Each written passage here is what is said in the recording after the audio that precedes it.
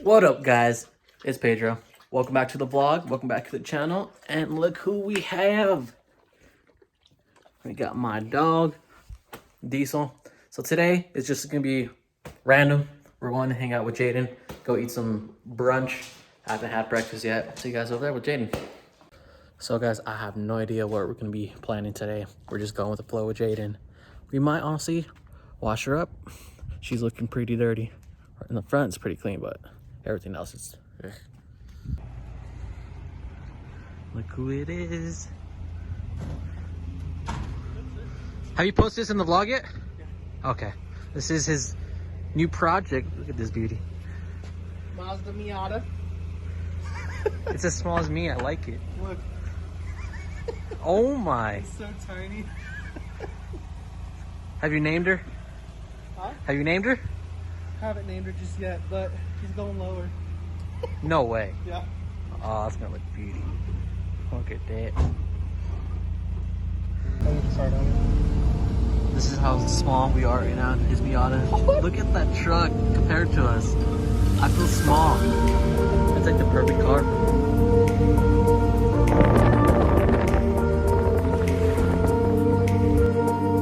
Walking fast, I got skinny legs.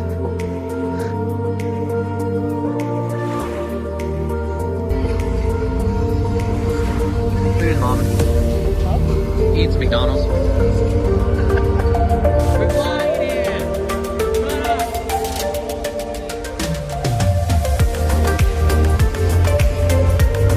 Trying to drop my phone. Oh my.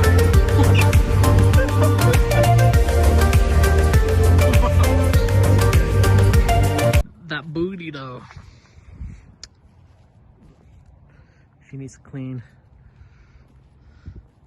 Yeah. So guys, we are headed towards Jaden's garage right now. We are helping him put in new springs and new brakes on the Evo for Danny. And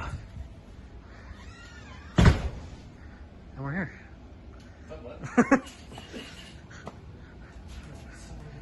Guys, don't forget to subscribe to Jaden, his channel. It's Jaden Hill. I know you did. What are we looking for?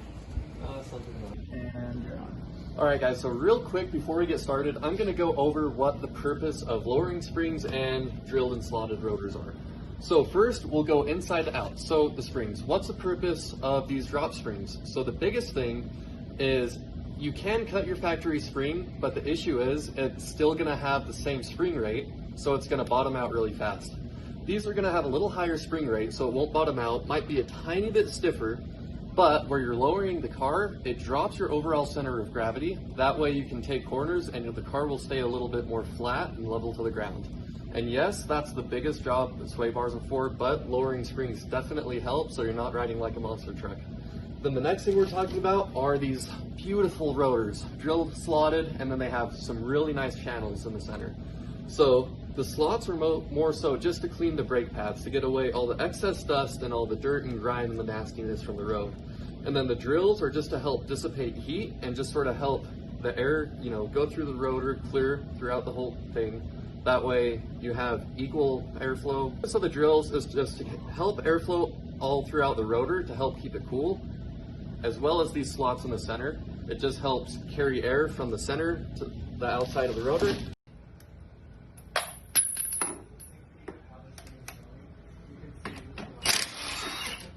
Hi. This dude. What up? Alright guys, That was fast. so we have these beautiful Nitto 555 G2s, right?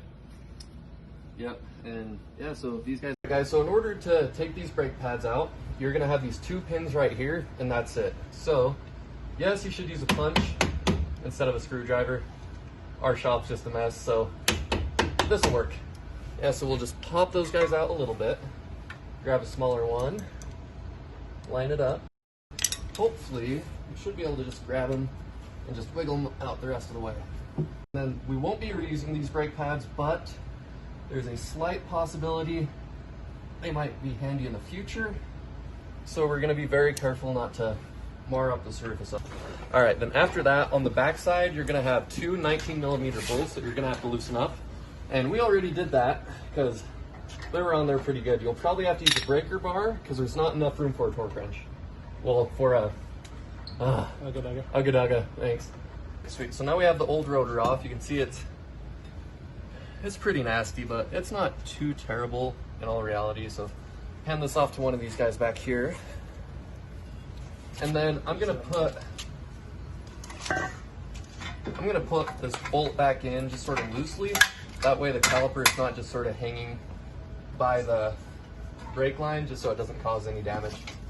So now that we have the brake side off, all of that sorted, we're gonna go ahead and we're gonna start removing these two bolts for the strut. So those guys are gonna be in 19mm as well. And we're gonna go ahead and use my impact wrench. So, all right guys, so here is the old spring. Jaden, if you wanna hand me the new one over there on that box.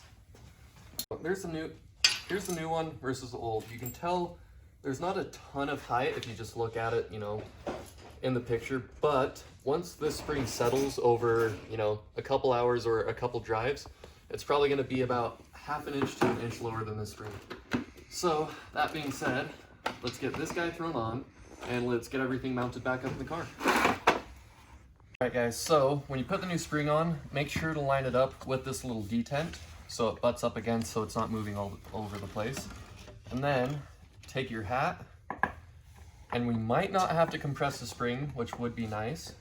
And then line it up as best you can, push it down a little bit, and then we should be able to just push it back up and start the nut and get it all threaded.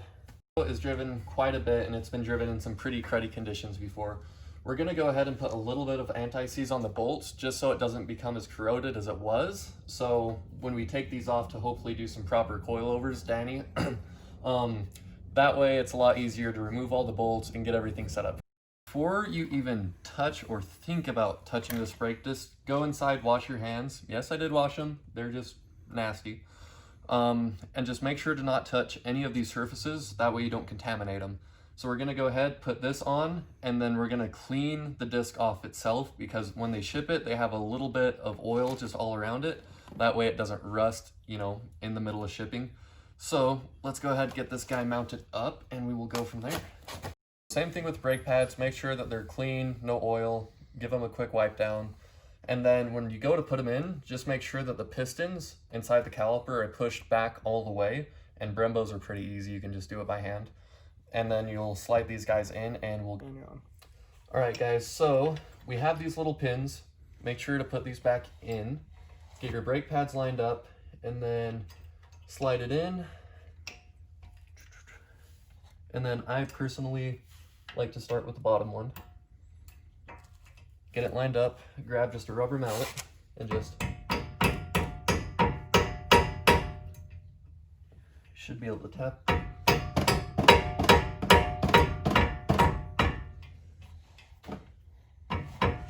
Make sure that these little wings are facing down.